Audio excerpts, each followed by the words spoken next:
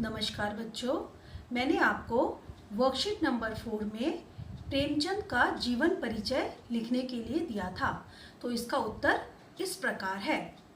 प्रेमचंद का जन्म सन 1880 ईस्वी में हुआ था। उनकी मृत्यु सन 1936 ईस्वी में हुई थी। उनका जन्म स्थान था लम्हे नामक ग्राम, जो वाराणसी में स्थित है। काल और शाखा, उनका काल और शाखा था आधुनिक काल के वह रचनाकार थे। भाषा उनकी उर्दू मिश्रित, मुहावरेदार एवं खड़ी बोली थी। शैली थी उनकी सरल, उर्दू हिंदी मिश्रित, गंभीर, चित्रात्मकता एवं मुहावरेदार। प्रमुख रचनाएं उपन्यास, कहानी संग्रह, नाटक, निबंध, जीवनियाँ आदि उनकी रचनाएं थी। निबंध संग्रह था उनका स्वराज के फायदे, कुछ विचार और साहित्य का उद्देश्य।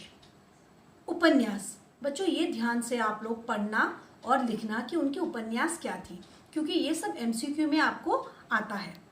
रूठी रानी, प्रेमा, वरदान, सेवा सदन, प्रेमाश्रय, रंगभूमि, कायाकल्प, निर्मला, प्रतिज्ञा, गवन, कर्मभूमि, गोदान और मंगलसूत्र, ये उनके प्रमुख उपन्यास के नाम हैं। जो मंगलसूत्र था वो उनका अपूर्ण उपन्यास है। ये उन्होंने पूरा नहीं किया था, उससे पहले ही उनकी मृत्यु हो गई थी। कहानी संग्रह सप्त सरोज, नवनिधि, प्रेम पूर्णिमा, प्रेम पच्चीसी, प्रेम प्रसून्न, प्रेम प्रतिमा, प्रेम द्वादशी, अग्नि समाधि, सप्त सुमन, समर यात्रा आदि, ये सब उनके कहानी संग्रह थे। और नाटक थे उनके कबला, संग्राम और प्रेम की बेदी।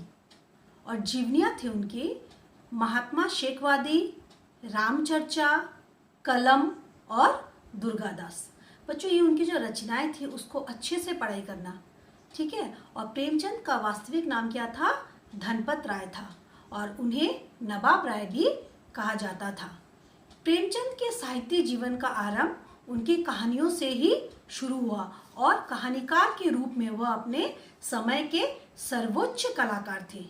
ये आप लोग याद रखो, वो बहुत महान कहानीकार थे। 16 जून सन 1936 को वह बीमार पड़े, और अक्टूबर सन 1936 को प्रातःकाल उनकी मृत्यु हो गई।